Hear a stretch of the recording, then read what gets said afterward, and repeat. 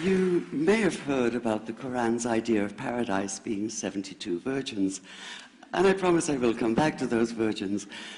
But in fact, here in the Northwest, we're living very close to the real Quranic idea of paradise, defined 36 times as gardens watered by running streams. Since I live in a houseboat on the running stream of Lake Union, this makes perfect sense to me.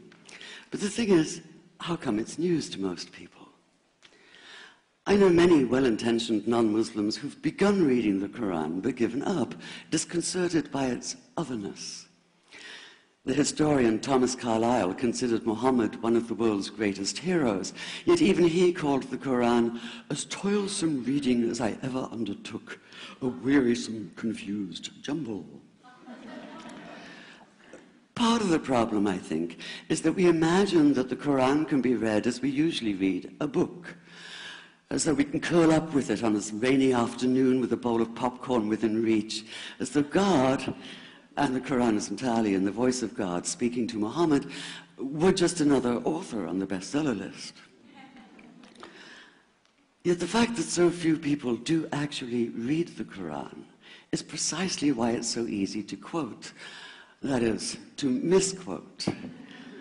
Phrases and snippets taken out of context in what I call the highlighter version, which is the one favored by both Muslim fundamentalists and anti-Muslim Islamophobes. So this past spring, as I was gearing up to begin writing a biography of Muhammad, I realized I needed to read the Quran properly as I could, that is. My Arabic's reduced by now to wielding a dictionary, so I took 4 well-known translations and decided to read them side by side, verse by verse, along with a transliteration and the original 7th century Arabic.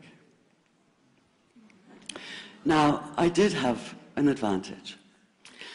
My last book was about the story behind the Shia-Sunni split, and for that I'd worked closely with the earliest Islamic histories, so I knew the events to which the Quran constantly refers, its frame of reference. I knew enough, that is, to know that I'd be a tourist in the Quran, an informed one, an experienced one even, but still an outsider, an agnostic Jew reading someone else's holy book. So I read slowly.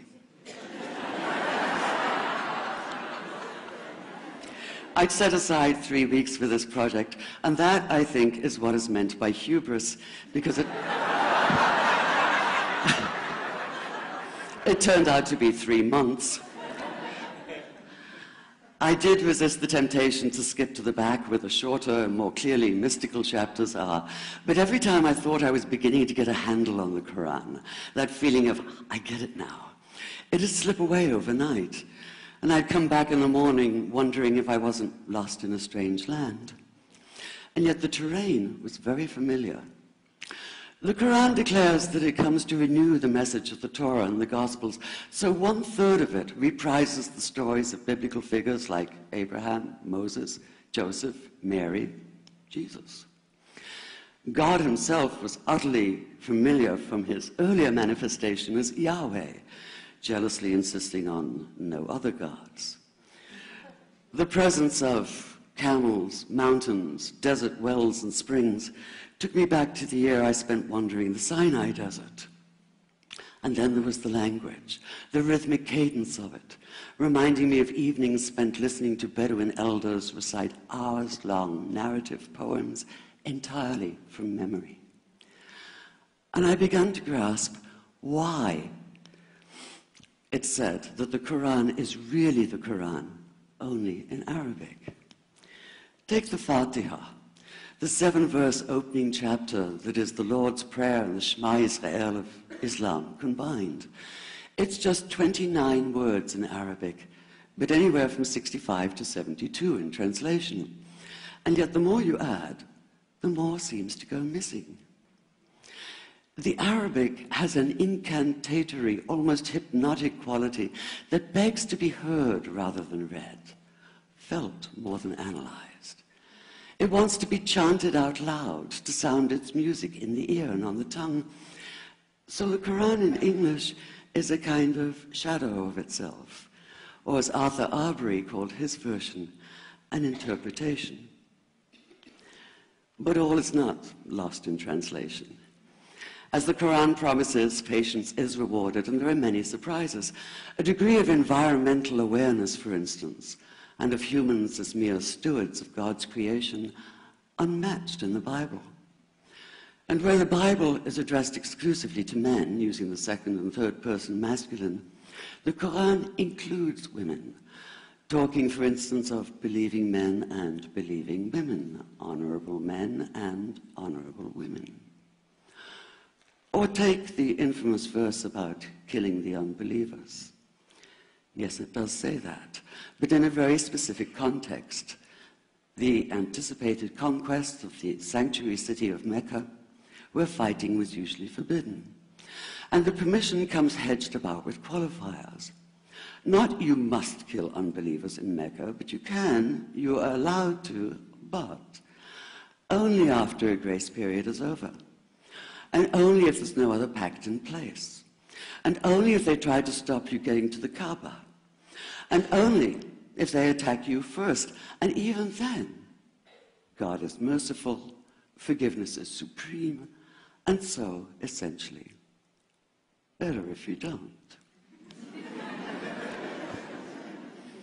This was perhaps the biggest surprise.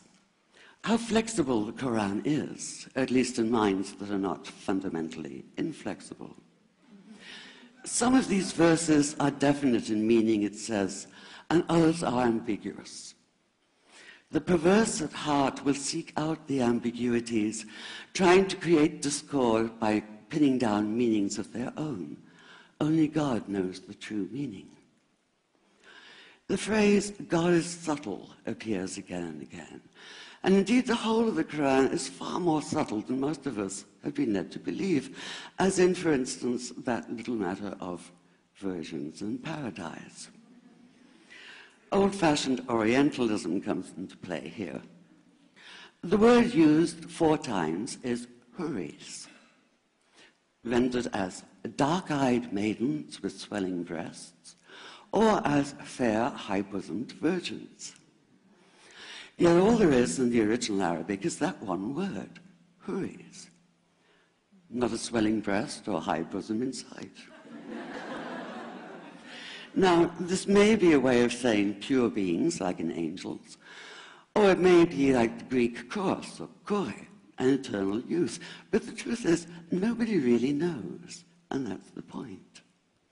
Because the Quran is quite clear when it says that you will be a new creation in paradise, and that you will be recreated in a form unknown to you, which seems to me a far more appealing prospect than a virgin.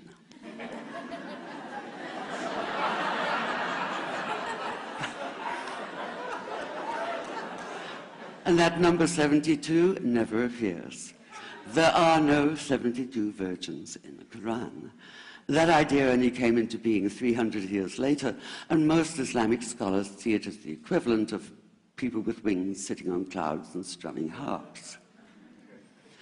Paradise is quite the opposite. It's not virginity, it's fecundity, it's plenty, it's gardens watered by running streams. Thank you.